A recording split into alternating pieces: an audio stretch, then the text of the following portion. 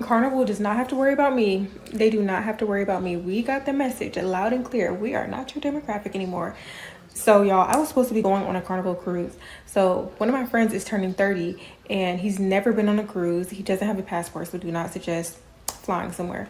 So he's never been on a cruise and he was like, it's my dirty 30. I want to be on a turned up ship. He'd be seeing all the videos of Carnival. He was like, I want to do that because I'm trying to be lit for my birthday, right? Well, Carnival has decided they want to rebrand. They don't want to be known as the turn-up cruise no more, the budget-friendly cruise no more. They want to be, I don't know, I guess they want to be royal. Carnival came out and said, so you think the fan ban wasn't enough? Watch this. Let's run through the list in order. The teen curfew is a big one. Everyone under 18 has to be back in their rooms after 1 a.m. unless you're with your guardian or an adult that's 21 plus. However, if you're 18 to 20, you can no longer travel alone anyway. You must be with someone 25 plus. So anyone under 21 now must have a 25 plus person with them as well. Now this pool chair rule needs a whole nother look. Let's bring up the screen. If during the day you feel like you want to reserve a chair, you can, but they're going to put a sticker on it that says they stopped by, they haven't seen anyone here, and they're going to put a time on it. And if you don't get to it or check in, they're going to pull your stuff off those chairs. No more reserving sun loungers all day long on Carnival. There's two parts to this one. Let's talk about it. The first one, they're saying no more hip hop on a lot of cruises. Maybe they're trialing it. Maybe they're testing it. It's just rumor. But y'all go ahead and get your hate out. Get all your names you're going to call me and get that out of your system.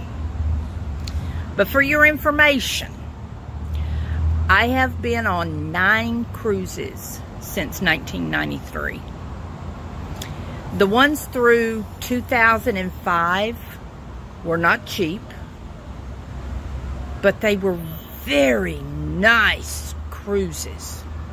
The people that worked the ship were nice. The people that were on the cruise were nice. You didn't go to the dining room dressed like you were going to the pool. There was a certain amount of decorum required. When you got up in the morning, you could go through early in the morning, because I was. You could go through the breakfast and get coffee and a donut. They had a continental breakfast that early. And then go to what's called the Serenity deck. And you could sit there and drink your coffee and enjoy the sun coming up. You couldn't do that on this last cruise, because they were still drunk from the night before. And the only place they could find to hide with their goofiness is on the Serenity deck. The people on either side of us in the cabin were ridiculous. Their trash stumbled out into the hallway. And I'm not talking people, I'm talking literal trash. They would go up to the bars, the buffets, and get plates and plates of stuff, and then just pile it on the floor outside their door. There was no class.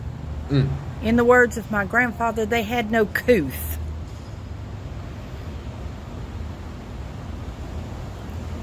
The fighting is what amazed me. You're on vacation in parts of the most beautiful part of the world, and all you can do is cuss, scream, and fight. They fucking sick of y'all. And before y'all get on here talking about some, oh, they racist, they hate black people. No, they hate niggas. That's what they hate. I hate them too. Y'all don't know how to handle y'all selves. Y'all get on here, get drunk, get to fighting, being disruptive, destructive. That's why Carnival Cruise got them new rules and regulations. Cookie said, get up.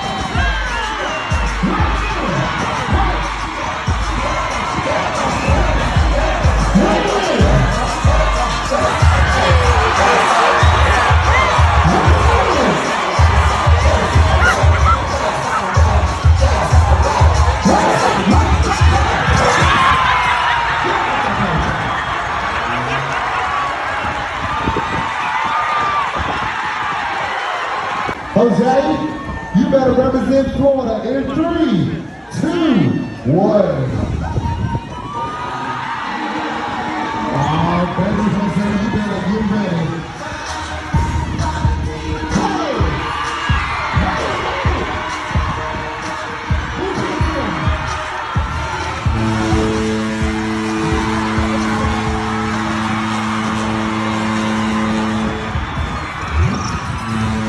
What you just witnessed is the collision between reality and the entitlement epidemic that's been destroying Western civilization for decades. Carnival Cruise Lines finally grew a backbone and said, enough is enough, and predictably, the very demographic that forced these changes is now crying victim. Let's break down what actually happened here. For years, Carnival marketed itself as the budget-friendly cruise line, which became code for, will tolerate behavior that would get you thrown out of a McDonald's. They attracted a clientele that treated a cruise ship like their personal playground, with zero regard for other passengers who actually paid money for a peaceful vacation. The woman in the first clip is absolutely seething that Carnival dared to implement basic standards of human decency. She's mad about teen curfews, age restrictions, and, get this, rules about not hogging pool chairs all day. These aren't draconian policies. These are the kind of basic courtesy rules that used to be common sense before we decided everyone's feelings were more important than collective civility. But here's the beautiful part. The older woman in the second clip absolutely destroys her victim narrative. This woman has been cruising since 1993, and she laid out exactly what happened. She described a time when people dressed appropriately for dinner, showed basic respect for staff and fellow passengers, and didn't turn vacation destinations into war zones. Then she painted a picture of what cruises became: drunk people stumbling through hallways, literal trash piled outside cabin doors, fighting and screaming in paradise, and people so classless they couldn't even enjoy a sunrise without ruining it for everyone else. She used a word that's been lost in modern vocabulary: cuff. The understanding that you conduct yourself with dignity and respect for others. This is what happens when society abandons standards. When we're told that holding people accountable for their behavior is somehow oppressive or discriminatory. When we prioritize being inclusive over maintaining basic civilization. Carnival became a floating example of what happens when you remove consequences and let people do whatever they want. The first woman's reaction is textbook entitlement culture. She's not upset because she's being unfairly targeted, she's upset because she can no longer act like a savage without consequences. She's mad that a private business decided they'd rather have customers who tip well and don't destroy property than customers who treat their facilities like a frat house. And notice how she immediately plays the victim card, claiming Carnival doesn't want their demographic anymore. Wrong. Carnival doesn't want customers who cost them more money than they bring in. They don't want customers who drive away decent people who would otherwise become repeat customers. They don't want customers who turn their ships into floating nightmares. This is basic economics. When your customer base starts costing you more than they're worth, you change your customer base. Carnival looked at their books and realized they were losing money catering to people who treated their cruises like low-budget music festivals. So they made a business decision to go upmarket. But here's what really exposes the mentality we're dealing with. She's not just mad about the rules, she's mad that the rules exist at all. She can't comprehend that maybe, just maybe, her behavior and the behavior of people like her was the problem.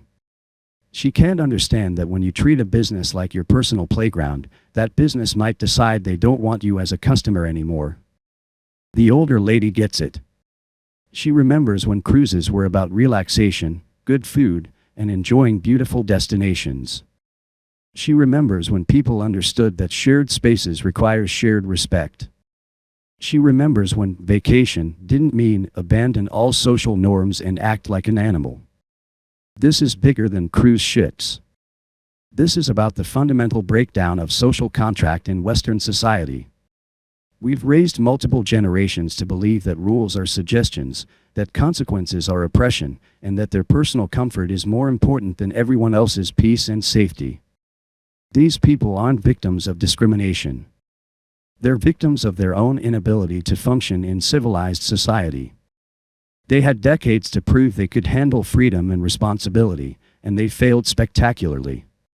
Now they're shocked that businesses are deciding they'd rather cater to customers who know how to act like human beings. The irony is that by throwing this public tantrum, they're proving exactly why these rules were necessary in the first place.